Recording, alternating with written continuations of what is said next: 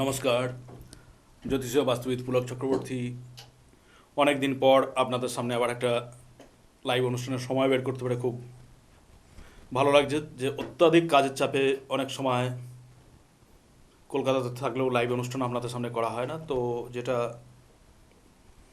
বিষয় যে সব কিছুর মূলে একটা কিন্তু গ্রহের প্রভাব থাকে। কীরকম, যখন গ্রহ চাইবে না তখন আপনি আপনার অফিসে থেকেও অফিসের কাজ করতে পারবেন না। একটা না একটা অসুবিধা, একটা না একটা চাপ, একটা না একটা পেন্ডিং কাজ, এগুলো সবসময় আপনাকে সেটা থেকে একটা আলাদা করে রাখবে। বাড়িতে থেকে বাড়ির কাজ করতে পারবেন না। আবার অনেক সময় দেখা যাচ্ছে যে আপনি অফিস বা বাড়ি থেকে বহু দূরে আছেন, কিন্তু আপনার নির্দেশে সেই কাজগুলো খুব তাড়াতাড়ি হয়ে যাচ্ছে। তাহলে সবটাই যে আমাদের চেষ্টা হয় তা না। যে যতই আমরা জানি না কেন, যে মহর্ষি যাজ্ঞবল্ক্য বলেছেন, যথা হেক্কেন চক্রণ ন রথস্ব গতির্ভাবে তদ্দৎ পুরুষাগণ বিনন্ত এবং ন সিদ্ধতি, অর্থাৎ রথকে এগোতে গেলে যেমনি চাকার দরকার হয়, তেমনি ভাগ্যকে ফলপ্রসূ করতে গেলে পরে প্রচেষ্টা অর্থাৎ পুরুষাগারের দরকার পড়ে। তাছাড়া কোনো দিন হয় না। হ্যাঁ, অবশ্যই চেষ্টার কোনো বিকল্প নেই। বড় বড় মনীষীরা, স্বামীজি, আমার গুরু মহারাজের কাছে বারবার শুনেছি, স্বামীজির এই মতধারা গল্প শুনেছি। তো যাই হোক, কিন্তু সর্বোপরি একটা গ্রহের প্রভাব তো থাকেই। কারণ আমরা দেখেছি যে অনেক যোগ্যতা সম্পন্ন মানুষ অনেক শারীরিকভাবে পরিশ্রম করতে পারেন, কাজ পাচ্ছেন না। অনেক পড়াশোনা, চাকরি পাচ্ছেন না। যোগ্যতা আছে, চাকরি পেয়েছেন, চাকরি চলে যাচ্ছে। অনেকে এসে বলছেন যে যোগ্যতা থাকা সত্ত্বেও, এত পরিশ্রম করা সত্ত্বেও কিছু করতে পারছি না। আবার আমাদের থেকে কম যোগ্যতা সম্পন্ন মানুষ কত এগিয়ে যাচ্ছে। তাহলে কি বিষয়টা তা না? আমি বহু অল্প বয়সে একজন রাইস মিলারের একটা রাইস মিল বাস্তু করেছিলাম। আমি জানি সেই ভদ্রলোক, ওনাকে পেটে ঘুষি মারলো, ওনার পেট থেকে বেশি দূর লেখাপড়া বেরোবে না, কিন্তু বিরাট বিরাট বিরাট ব্যবসা সামলাচ্ছেন। অথচ তিনি খাতা যিনি লিখে দিচ্ছেন, তাকে বলছেন চায়ের কাপটা নিয়ে এসো, চায়ের কাপটা ওখানে ধুয়ে রেখে দাও, সেই ব্যক্তি বিরাট উচ্চশিক্ষিত। তাহলে এটা কি বলবেন? সব কিছুই যদি যোগ্যতায় হতো, তাহলে এরকম অবস্থা কেন? যার উপরে থাকার কথা সে নিচে আছে, যার নিচে থাকার কথা সে উপরে আছে। এটাই প্রমাণ করে যে আমাদের জীবনে গ্রহের এবং নক্ষত্রের একটা বিরাট ভূমিকা আছে। যাই হোক, সেই আলোচনায় আসার আগে আমি দেখে নেবো ফোনে কে আছেন। হ্যালো। হ্যালো, নমস্কার স্যার। হ্যাঁ, কে বলছেন? আমি বিশ্বনাথ সরকার বলছি স্যার। বিশ্বনাথ সরকার, এক মিনিট। হ্যাঁ, বলুন, কার সম্বন্ধে? একটু আমার সম্বন্ধেই জানতে চাই স্যার। Date of birth? নমস্কার জানাই। নমস্কার। মেদিনীপুর থেকে বলছি স্যার। হ্যাঁ, আপনার ডেট অফ বার্থটা বলুন। ডেট অফ বার্থ হচ্ছে 27 মার্চ। 27 মার্চ কত সাল? 1978। 1978। সময়? 3:45 PM স্যার। 3:45 PM। জন্মস্থান? মেদিনীপুর স্যার।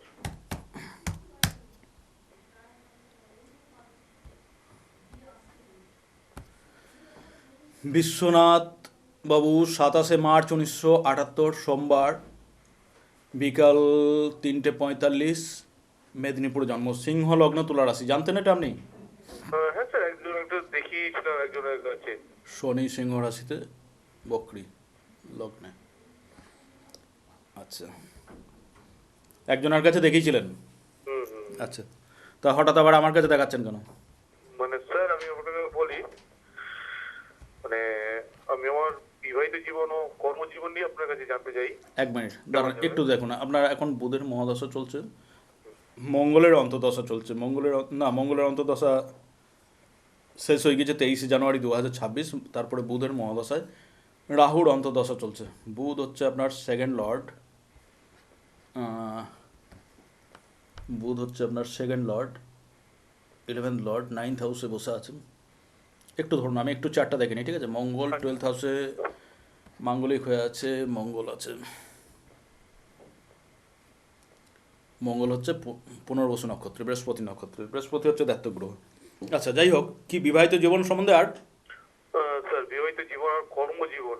কর্মজীবন দেখুন, প্রথমত যেটা বলি যে আপনার সিংহ লগ্ন, তুলা রাশি, লগ্নে শনি বসে আছে। শনি এমনই একটা গ্রহ যে হচ্ছে একটা ধীর স্থির গ্রহ। শনি বয়সকে নির্দেশ করে। আমাদের জ্যোতিষে যতগুলো গ্রহ আছে তার মধ্যে সবচেয়ে বয়স্ক গ্রহ হচ্ছে শনি, বৃদ্ধ। সেই শনি লগ্নে বসে আছে, লগ্ন থেকে সে সপ্তমে সক্ষেত্রে দৃষ্টি দিচ্ছে, লগ্নে তো একটা এফেক্ট করছে, একটা থার্ড হাউসে চন্দ্রের ওপর এবং শুক্রের ওপর, এবং থার্ড হাউসে একটা এফেক্ট করছে, এবং একটা এফেক্ট করছে তার দশম দৃষ্টি গিয়ে পড়ছে দশম স্থানে। অর্থাৎ এটা নির্দেশ করে যে আপনার জীবনের সফলতা অনেক বেশি বয়সে, অনেক বেশি বয়সে, ঠিক আছে। আর দ্বিতীয়ত আরেকটা জিনিস আমি আপনাকে বলে দিচ্ছি, সেকেন্ড হাউসে রাহু বসে আছে পৃথ্বী রাশিতে এবং জাতক রাশি এটা, এবং জন্মকুণ্ডলী মাঙ্গলিক। আপনি যে কর্মজীবন সম্বন্ধে জানতে চাইছেন, হুম। প্রথমত হচ্ছে আপনার জীবনে ভালো কোনো কর্মই নেই, তার আবার জীবন। না স্যার, ঠিকই বলেছেন। মানে আমি যখনই যেটা করতে চেয়েছি সেটাই আমি ব্যর্থ হয়েছি। যেটা করতে যাচ্ছেন তাতে ব্যর্থ হচ্ছেন, এটা হচ্ছে আপনার জীবনে মানে সফলতা অনেক দেরিতে। আর আরেকটা হচ্ছে যেটা করতে যাচ্ছেন সেটা ব্যর্থ হচ্ছেন না, মানে আপনি হচ্ছেন কোনো কাজে প্রথমত হচ্ছে বিরাট কিছু সিরিয়াস না, অনেকটা আবেগের ওপর বেশি চলেন, এবং অলস একটু বেশি, আপনাকে আরও বেশি পরিশ্রম হতে হবে। একদম আপনাকে আমি মুখের ওপর মানে বাস্তব সত্য বলে দিচ্ছি, আপনার ভালো লাগুক আর মন্দ লাগুক, একদম ঠিকই বলেছেন আপনি অলস। আর জন্মকুণ্ডলী মাঙ্গলিক, জন্মকুণ্ডলী মাঙ্গলিক হওয়ার ফলে মাঙ্গলিক ব্যাপারটা হচ্ছে লগ্ন, লগ্ন থেকে যদি লগ্নে দ্বিতীয়, চতুর্থে, সপ্তমে, অষ্টমে এবং দ্বাদশ হাউসে যদি কারোর মঙ্গল থাকে, তাহলে সেই জন্মকুণ্ডলীটাকে বলা হয় মাঙ্গলিক বা ভৌম দোষযুক্ত। ভৌম মানে মঙ্গল, ভূমি মানে মঙ্গল, ঠিক আছে। স্যার। তো একটা কথা বলতে চাই স্যার, মানে আমি বললাম না আমি এখানে দেখিয়েছিলাম, হুম, আমি এই আপনি মাঙ্গলিক ঠিকই বলেছেন, উনিও মাঙ্গলিক করেছিল, কিন্তু তারাপীঠে গিয়ে মাঙ্গলিক আমি ভঙ্গ করেছিলাম স্যার। তারাপীঠে করে এখন বিভিন্ন জ্যোতিষ তান্ত্রিক, এখন তো সবাই ধরুন মিডিয়ার দৌলতে বড় হয়ে যাচ্ছে, জ্যোতিষ তান্ত্রিক, পুরোহিত, এরা এখন কি করছে, বিভিন্ন এই যে চাকরি বাকরির দেখছেন যা অবস্থা, এই মাঙ্গলিক কালসর্প সাড়ে সাথী এগুলো মানুষের ভঙ্গ করছে, তারাপীঠে ভঙ্গ করছে, অন্যান্য জায়গায় ভঙ্গ করছে। কিন্তু বিষয়টা আপনাকে বাস্তব কথা বলে দিচ্ছি যে এই যে কটা স্থানে বললাম মঙ্গল থাকলে পরে মাঙ্গলিক হয়, এর মধ্যে বিশেষ বিশেষ জায়গা আছে যেখানে মঙ্গল থাকার পরও মাঙ্গলিক দোষ জন্মের পর অটোমেটিক ভঙ্গ হয়ে যায়। আবার মঙ্গলের বিভিন্ন অবস্থান বা অন্যান্য গ্রহের সঙ্গে তার যুক্তি বা দৃষ্টি অনুযায়ী সেই মাঙ্গলিক কখনো দুর্বল, কখনো মধ্যম, কখনো খুব শক্তিশালী হয়ে থাকে। মাঙ্গলিক যদি কারো জন্মকুণ্ডলিতে থাকে তার জীবনের সংগ্রামটাকে আরেকটু বাড়িয়ে দেয়। দ্বিতীয়ত হচ্ছে মাঙ্গলিক যদি কারো জন্মকুণ্ডলিতে থাকে, সবচেয়ে বড় জিনিস হচ্ছে এটা বিবাহিত জীবনের উপর একটা বিরাট প্রভাব ফেলে। আমি প্রথমে অনুষ্ঠানটা শুরু করেছিলাম যে আমরা যতই বলি চেষ্টা তো দরকার, চেষ্টা না হলে ভাগ্য কোনোদিন ফলপ্রসূ হয় না, কিন্তু গ্রহের একটা বিরাট ভূমিকা আছে মানুষের জীবনে। কারণ অনেক মানুষ চেষ্টা করছে কিন্তু সেই চেষ্টাটা ব্যর্থ হয়ে যায়, আবার অনেক মানুষ বিনা চেষ্টায় অনেক দূর পর্যন্ত যেতে পারে। তো শুনছিলাম। যদি মাঙ্গলিক কারো থাকে তাকে মাঙ্গলিকের সঙ্গেই বিবাহ করতে হয়। অর্থাৎ আপনি মাঙ্গলিক, আপনার ওয়াইফকে মাঙ্গলিক হতে হবে, বা কোনো মেয়ে মাঙ্গলিক, তার হাজব্যান্ডকে মাঙ্গলিক হতে হবে। যদি দুজনা মাঙ্গলিক হয় তো খুব ঠিক আছে, যদি দুজনা মাঙ্গলিক না হয় আপনি তারাপীঠ কেন, কৈলাসে গিয়ে মাঙ্গলিক ভঙ্গ করে আসুন, কৈলাসে গিয়ে একদম সাক্ষাৎ মহাদেবের সামনে বসে মাঙ্গলিক ভঙ্গ করে আসুন, কিচ্ছু হবে না। আপনারা দেখবেন যে অনেক তান্ত্রিক বা অনেক জ্যোতিষী বিভিন্ন জায়গায় কলা গাছের সঙ্গে বিয়ে দিয়ে, খরগোশের সঙ্গে বিয়ে দিয়ে, পাথরের সঙ্গে বিয়ে দিয়ে, নারায়ণ ঠাকুরের সঙ্গে বিয়ে দিয়ে তারপর সেটাকে ভঙ্গ করাচ্ছে, কখনো কলা গাছটাকে কেটে দিচ্ছে, কখনো খরগোশটাকে মেরে দিচ্ছে, ইত্যাদি বিভিন্ন বিষয়। এগুলো খুব হীন কাজের মধ্যে পড়ে। যাই হোক, সেটা বিচার্য, যে যার সংস্কার অনুযায়ী করছে, কিন্তু তাতে মাঙ্গলিক ভঙ্গ হয় না। কারণ ব্যাপারটা হচ্ছে জ্যোতিষ মানুষের জীবনের বাস্তবতাকে নিয়ে। মানে অ্যাকচুয়ালি স্যার, মানে আমি এটা করেছি, পয়সা করি সব কিছু, কিন্তু তারপরে আমার সাথে এই ঘটনাগুলো ঘটে যায়। হ্যাঁ, ঘটছে। আমি বলি, আমি বললে আপনি শুধু নিজেরটা জানতে পারবেন না। দেখুন আজকে টিভিতে অনেকেই এই সম্বন্ধে জানতে পারবে যে কীভাবে মানুষকে ঠকানো হচ্ছে, সেইটা জানতে পারবে।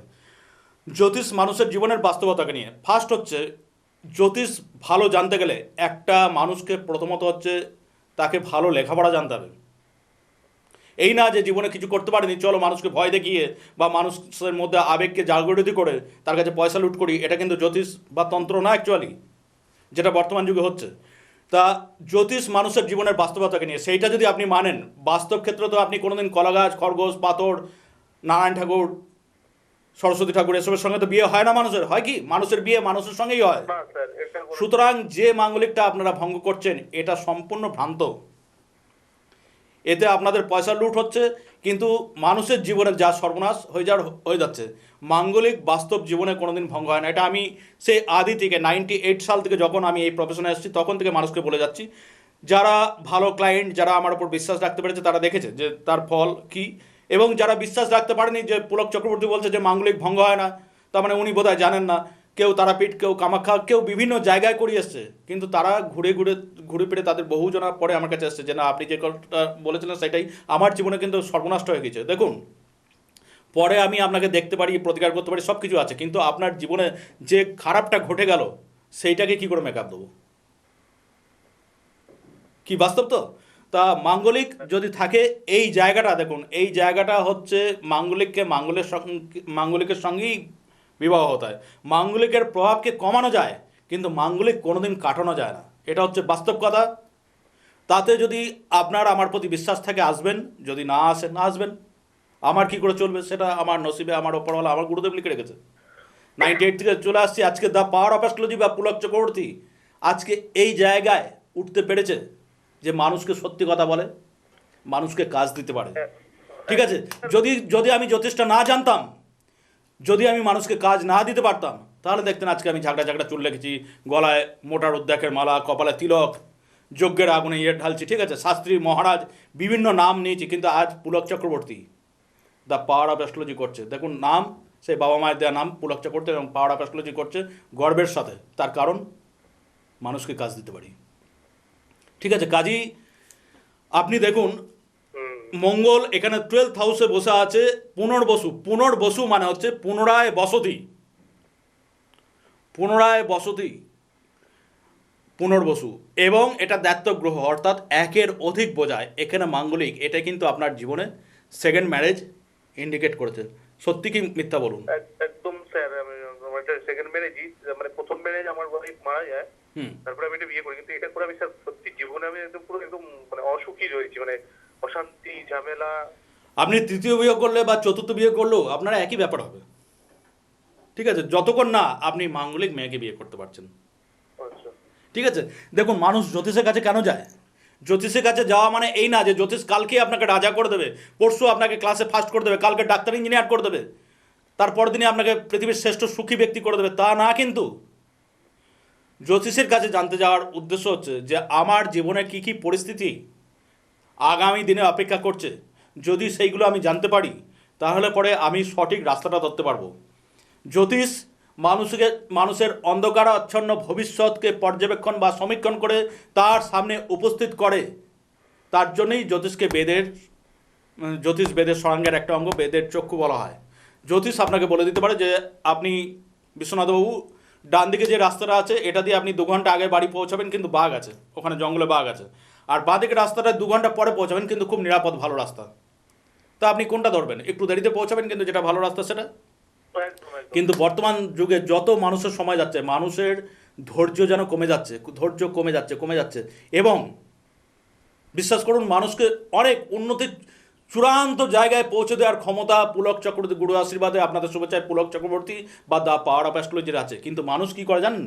মানুষ চাইছে পুরো প্রশান্ত মহাসাগরের যত জল আছে সবটাকেই চাইছে, কিন্তু নিয়ে আসছে এইটুকু একটা ঘটি।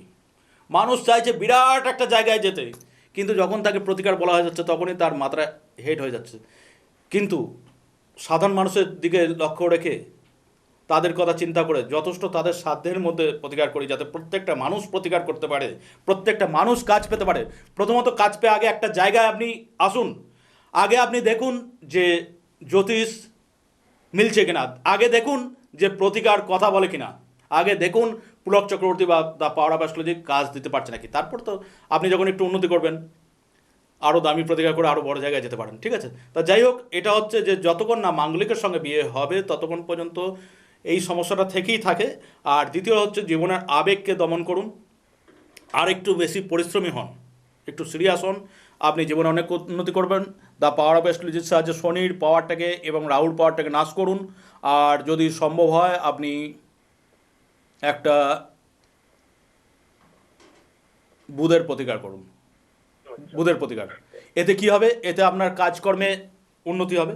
বুধের প্রতিকার আপনি একটা পান্না 4 থেকে 5 ক্যারেটের মধ্যে সোনা বা রূপোয় বাঁধিয়ে আপনি সোনার জাদাম রূপোয় বাঁধিয়ে বুধবার ডানাতের কনিষ্ঠায় পড়ুন। আর দ্য পাওয়ার অফ অ্যাস্ট্রোলজির সাহায্যে শনি রাহুর পাওয়ারটাকে কমান। আপনি 6 মাস 8 মাস পরে দেখুন, যখন আপনার মনে হবে যে না আস্তে আস্তে আমি 6 মাস 8 মাস পরে তো আপনি রাজা হয়ে যাবেন না, 6 মাস 8 মাস পরে যখন মনে হবে যে না আমি যা কাজ বা ইনকাম করছিলাম তার থেকে আমি উন্নতি করতে পারছি, ঠিক ঠিক পথে যেতে পারছি, যখন দেখবেন যে না সাংসারিক প্রবলেম অনেকটা মিটলো, তখন আপনি আসুন আমার কাছে, তখন আরও ভালো প্রতিকার করা যাবে। কি ঠিক আছে? মানে অ্যাকচুয়ালি স্যার মানে আমি একটা কথা বলি, মানে আমার আত্মীয় আপনার কাছে গিয়েই মানে প্রতিকার পেয়ে সেই আমাকে আপনার খোঁজটা দিয়েছে। আপনার আত্মীয় কোনো পুলক চক্রবর্তীর কাছে যে আসে সেই কাজ পায়, কিন্তু কি মানে বললাম, আমি আপনার আরেকটা জায়গাও গেছিলাম, আপনার খুব সুনাম শুনেছি, সেও নাকি আপনার কাছে গিয়ে কাজ পেয়েছে। তারপরে আপনার খোঁজ পেয়ে আমি আপনাকে ফোন করি, তো অনেক না আমার বদনামও শুনবেন, আমার বদনামও শুনবেন। ধরুন যেসব, যদি কোনো তান্ত্রিক জ্যোতিষ ঠকায় তার সম্বন্ধে বলছি, মানুষকে কিভাবে ঠকাচ্ছে, পাথরে কিভাবে একজন জেমোলজিস্ট হিসেবে পাথরে কিভাবে আপনাদের ঠকাচ্ছে, ভুল সার্টিফিকেট কিভাবে হচ্ছে, সেগুলো যখন আপনাদের সামনে তুলে ধরি তখন মানুষ কি আমাকে গালিগালাজ করে না? করে বই কি, ভালোও যেমনি বাসে। ঠাকুর রামকৃষ্ণ বলেছে ভালো থাকলে মন্দটাও আছে। আমাকে যেমনি ভালোবাসে অনেক মানুষ আমার কাছে কাজ পেয়ে, তেমনি মন্দও অনেকে বাসে। ঠিক আছে? স্যার আমি সত্য কথা বলতে মানে যেটা আমি জানি, মানে আমার নিজের চোখের সামনে আমার আত্মীয় খুবই সমস্যার মধ্যে ছিল, তারা এখন খুবই ভালো আছে।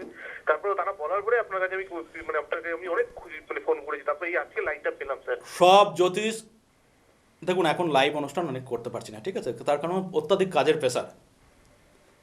সবসময় লাইভ কারা করবে? যাদের যাদের চেম্বারে অত চাপ নেই, তাই না? যাদের অত কাজের চাপ নেই। তো ব্যাপারটা হচ্ছে যে সব জ্যোতিষ, বাস্তু, তন্ত্র যেখানে একদম শেষ, সেইখান থেকে দা পাওয়ার অফ অ্যাস্ট্রোলজি শুরু। সেইখান থেকে মানুষকে উন্নতির চূড়ান্ত জায়গায় পৌঁছাতে পারে।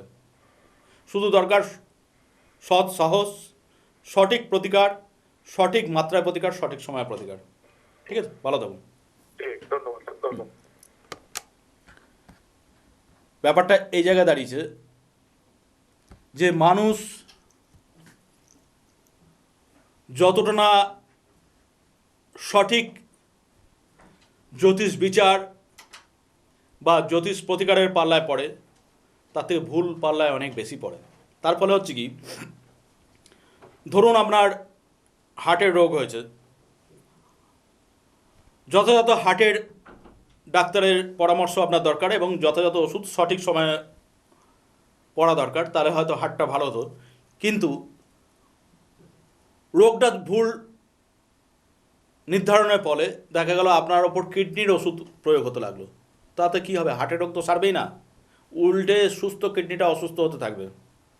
ঠিক তেমনি এই উদাহরণটা এই কারণে দিলাম যে অনেক মানুষ চেম্বারে এসে বলেন যে পুলকদা বা পুলকবাবু অনেক জায়গায় ঠকে গিয়েছে, দেয়ালে পিঠ ঠেকে গিয়েছে, তারপর শুনলাম আমার অমুক আত্মীয়, তমুক বন্ধু, তমুক কলিগ, তার কাছে আপনার সুনাম শুনলাম, তিনি আপনার অনুষ্ঠানটা দেখতে বলেছেন ইউটিউবে, তিনি অনুষ্ঠানটা দেখতে বলেছেন টিভিতে, তারপর দেখলাম তিনি কাজ পেয়েছেন বলছেন।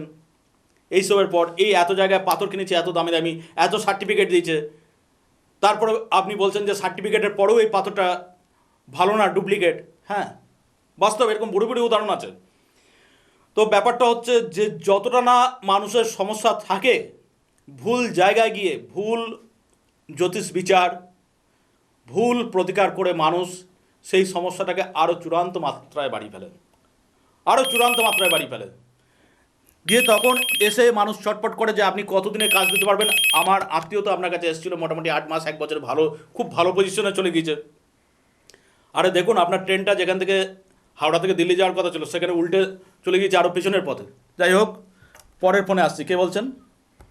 নমস্কার, মানস দাস বলছিলাম হাওড়া থেকে। মানস, কার সম্বন্ধে জানবেন? নিজের বিষয়। ডেট অফ বার্থ বলুন। হ্যাঁ, 24শে জুন 1976। 24শে জুন 1976। সময়? হ্যাঁ, 2:30 দুটা, মানে ভোরবেলা। ভোরবেলা 2:30। জন্মস্থান? হাওড়া। হাওড়া। হ্যাঁ। কতদিন দেখছেন মানুষবাবু অনুষ্ঠান? আমি অনেকদিন থেকে চেষ্টা করছি টিভিতে আপনার মানে প্রোগ্রাম দেখছি প্রায় 1 বছর ধরে। বা তারও আগে থেকেই দেখছি, কিন্তু লাইন পেলাম আমি। কেমন লাগছে লাইন পেয়ে? খুবই ভালো লাগছে লাইনটা পেয়ে, মানে একটু জানতে চাই। 26শে জুন 1976 শনিবার রাত্রি 2:30 হাওড়াতে জন্ম, বৃষলগ্ন, বৃষরাশি। জানতেন? হ্যাঁ, জানতাম। গ্রহ বক্রী অবস্থায় কিছু নাই। বর্তমানে আপনার চলছে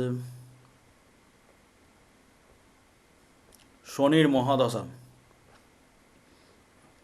শনির মহাদশা, কেতুর অন্তদশা। যাই হোক, মহাদশা অন্তদশার দেখার কোনো ব্যাপার নেই। তার কারণ হচ্ছে আপনার জন্মকুণ্ডলিটা খুব ভালো, কিন্তু প্রবলেম হচ্ছে জন্মকুণ্ডলিতে কালসর্পযোগ বর্তমান। বুঝতে পারছেন?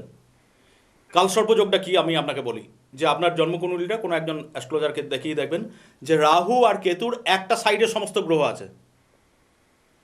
রাহু আর কেতুর এক সাইডে, হয় বাঁ দিকে নয় ডান দিকে, নয় উপরে নয় নিচে গ্রহ আছে, আর একটা সাইডে কোনো গ্রহ নেই। এটাকে বলা হয় কালসর্পযোগ। কাল মানে হচ্ছে সময়, সর্প মানে হচ্ছে সাপ। অর্থাৎ সময় যদি সাপের মতো আচরণ করে তাহলে তাকে বলে কালসর্পযোগ। ধরুন আপনি একজন বিরাট অঙ্কের প্রফেসর, আপনি একটা ফরেস্টের মধ্যে দিয়ে যাচ্ছেন, গাছ থেকে একটা অজগর সাপ আপনাকে পেঁচিয়ে ধরলো। তখন কি হবে? তখন কিন্তু কি করে বাঁচবো এই চিন্তা ছাড়া, কতক্ষণে নিস্তার পাবো এই চিন্তা ছাড়া আর কোনো চিন্তা, আপনার অঙ্কের ফর্মুলা কিন্তু আপনার মাথায় আসবে না, যতই আপনি অঙ্কে পিএইচডি হন না কেন।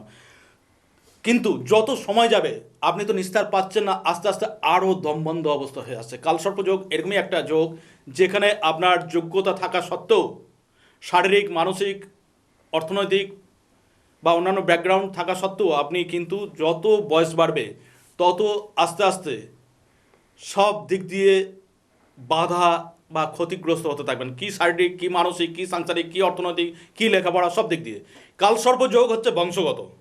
কালসর্পযোগ আপনার আছে মানে আপনার বাবা মায়ের মধ্যে থাকবে, যদি না থাকে তাহলে তাদের বাবা মায়ের মধ্যে কারোর থাকবেই। এটা কালসর্পযোগ। এবং কালসর্পযোগের আরও একটা বৈশিষ্ট্য আপনাকে বলে দিচ্ছি। এই যে ধরুন আপনার জন্মকুণ্ডলীটা বিচার করতে গিয়ে কালসর্পযোগ বেরোলো, আজকে যদি আমি আরও 10 জনের জন্মকুণ্ডলী বিচার করি, 4-5 জনের কালসর্পযোগ তো বেরোবেই। অথচ বিভিন্ন জনা বিভিন্ন ফ্যামিলি বিলং করছে, তারা বিভিন্ন জায়গা থেকে আসছে, কিন্তু কালসর্পযোগ বেরোবে। এটা একটা অদ্ভুত ব্যাপার।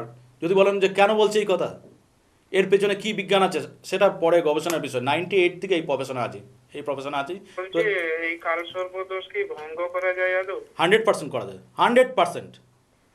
30 বছর বয়সের পর থেকে কালসর্পযোগ অনেক প্রবল হয়ে যায়, 100% কালসর্পযোগ ভঙ্গ করা যায়। আচ্ছা, তাহলে বলছি আমি, মানে একজন আমাকে নাসিকে গিয়ে কাজ করিয়েছে প্রায় 4 বছর আগে, কিন্তু দেখছি সমস্যা তো আরো বেড়েই গেছে। কালসর্পযোগ অনেকেই ভঙ্গ করতে জানে না। কালসর্প, মাঙ্গলিক, সাড়ে এগুলো অনেকেই ভঙ্গ করতে জানে না। আবার অনেকে জানে তো দেখুন নিজের ব্যবসাদারিটা দেখে, আপনার কী হলো তার থেকে তো তার পকেটটাকে বুঝতে হবে। আপনি নাসিকে করেছেন, কেউ তারাপীঠে করছে, কেউ কামাখ্যায় করছে, কাউকে কোনো পুরোহিত কোনো মন্দিরে বা নদীর ধারে কোনো বাড়িতে করিয়ে দিচ্ছে কালসর্পযোগ। তো এগুলো করিয়ে দিচ্ছে। ভুল যদি কালসর্পযোগ হয়, কালসর্পযোগ যদি ভুলভাবে ভঙ্গ হয়, তাহলে আপনি তো উপকার পাবেনই না। যত দিন যাবে তত আরও ক্ষতিগ্রস্ত হতে থাকবেন। এবং কালসর্পযোগ যতক্ষণ আপনার থাকবে ততক্ষণ যেন রেমেডিগুলো আস্তে আস্তে আপনার কাজ করবে না। যেহেতু আপনি আগে একবার কালসর্পযোগ করেছেন কিন্তু বলছেন কোনো উপকার পাননি, তাই তো? না, না, একদম না। তার মানে ভুল হয়েছে। তার মানে আগে আপনাকে আরো বিভিন্ন রকম সমস্যায় পড়ছে। হ্যাঁ, কালসর্প, শোনায় আমি খুবই ভালো ছিলাম। হ্যাঁ, তাহলে আপনাকে কালসর্প প্রায়শ্চিত্ত করে আবার কালসর্প করতে হবে। এটা এমন কিছু জটিল ব্যাপার না। আপনাকে বলে দিলে পরে ও 2-5 হাজার 7 হাজার টাকা খরচা করে আপনি নিজেই এটা একটা পুরোহিত দিয়ে করে নিতে পারবেন। কিন্তু কালসর্পের ধরন অনুযায়ী কালসর্পের একটা নির্দিষ্ট দিন বা সময় থাকে, সেই দিন সেই সময় সেইভাবেই আপনাকে ভঙ্গ করাতে হবে। সেখানে যদি আপনার পুরোহিত বা অন্য কোনো জ্যোতিষী কোনো পাণ্ডিত্য করে তাহলে তার কোনো দায়িত্ব আমি নেব না। কিন্তু কালসর্পযোগ 100% ভঙ্গ করা যায়, 100%। আমি তো ভঙ্গ করিয়ে বিভিন্ন সমস্যায় পড়ি। ছাড়ুন না, যেখানে যা করেছেন ঠকেছেন, ছাড়ুন। ঠিক আছে, আমি একটা জিনিস বারবার বলে দিচ্ছি, সমস্ত জ্যোতিষ, বাস্তু, তন্ত্র যেখানে শেষ, সেখান থেকে দ্য পাওয়ার অফ অ্যাস্ট্রোলজি শুরু। পুলক চক্রবর্তী ওপেন মিডিয়া আপনাকে চ্যালেঞ্জ করছে, ওপেন মিডিয়ায়।